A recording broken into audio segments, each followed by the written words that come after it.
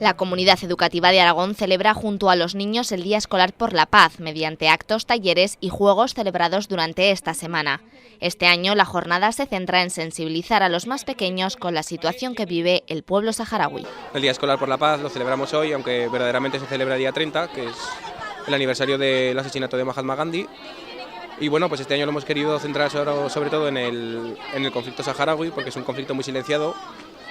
Y pues también hemos una jornada de reivindicación de que, a pesar de que estemos en el siglo XXI, pues sigue habiendo conflictos que no deberían existir, ningún conflicto de hecho.